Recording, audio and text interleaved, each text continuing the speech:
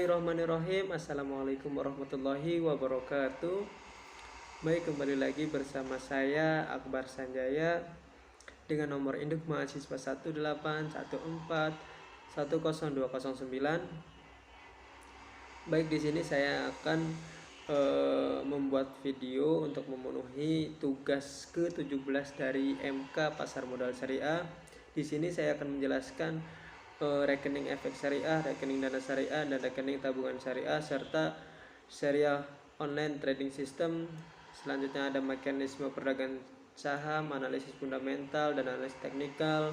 Terus ada resiko investasi syariah, mitigasi dari resiko investasi syariah itu seperti apa. Di sini saya akan menjelaskannya. Oke, langsung saja. Rekening efek syariah adalah rekening transaksi jual beli efek yang dibayar atau diterima secara tunai pada waktu jatuh tempo berdasarkan prinsip syariah. Rekening efek nasabah syariah yang selanjutnya disingkat REN adalah catatan yang menunjukkan posisi efek dan atau dana nasabah pada kustodian berdasarkan prinsip syariah. Rekening dana nasabah syariah yang selanjutnya disingkat RDNS adalah rekening dana atas nama nasabah di bank RDN yang ditunjuk lembaga penyimpanan penyelesaian sesuai ketentuan peraturan perundang-undangan yang diadministrasikan oleh perantara perdagangan efek berdasarkan kuasa atau instruksi dari nasabah berdasarkan prinsip syariah. Yang ketiga, rekening tabungan syariah adalah simpanan dana yang ditawarkan oleh bank untuk nasabah yang dananya dapat ditarik kapanpun, baik melalui teller bank ataupun ATM ataupun cek yang di dalamnya transaksi sesuai dengan prinsip syariah.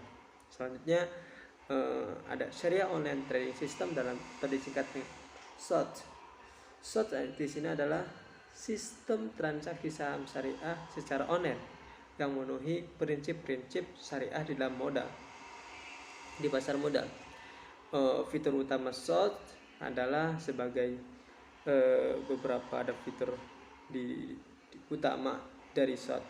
Yang pertama, hanya saham syariah yang dapat ditransaksikan. Yang kedua, transaksi beli saham syariah hanya dapat dilakukan secara tunai. Yang ketiga, tidak dapat melakukan transaksi jual saham syariah yang belum dimiliki. Yang keempat, laporan kepemilikan saham syariah dipisah dengan kepemilikan uang sehingga saham syariah yang dimiliki tidak dihitung sebagai modal. Oke, selanjutnya saya akan menjelaskan mekanisme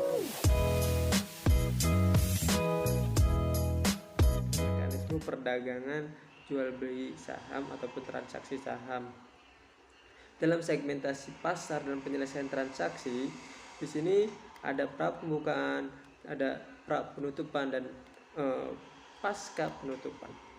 Dalam pra pembukaan, pelaksanaan perdagangan di pasar reguler dimulai dengan pra pembukaan. Anggota bursa dapat memasukkan penawaran jual dan permintaan beli sesuai dengan ketentuan satuan perdagangan, satuan perubahan harga, dan ketentuan auto rejection. Harga pembukaan terbentuk berdasarkan pada periode pra pembukaan. Seluruh penawaran jual dan atau permintaan beli yang tidak teralokasi di pra pembukaan akan diproses secara langsung melakukan tanpa memasukkan kembali penawaran jual dan permintaan beli pada sesi 1 perdagangan, kecuali harga penawaran jual dan permintaan beli tersebut melampaui batas auto rejection. Oke, selanjutnya ada pra penutupan. Pada pelaksanaan pra penutupan, anggota bursa dapat memasukkan penawaran jual dan permintaan beli sesuai dengan ketentuan satuan perdagangan, satuan perubahan harga, dan ketentuan auto rejection.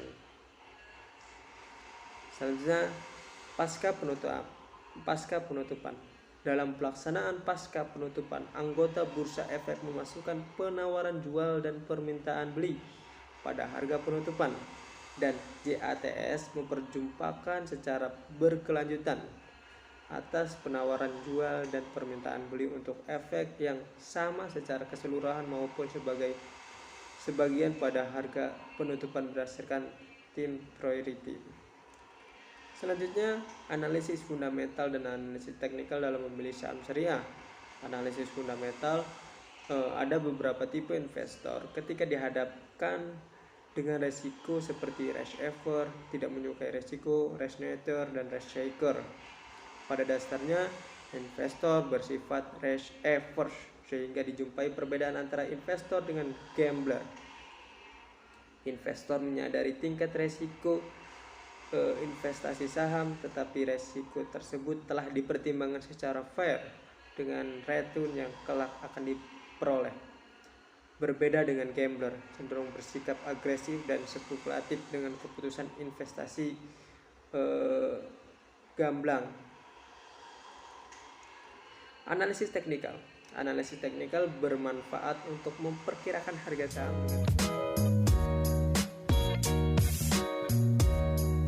dengan mengamati perubahan harga saham di waktu lampau.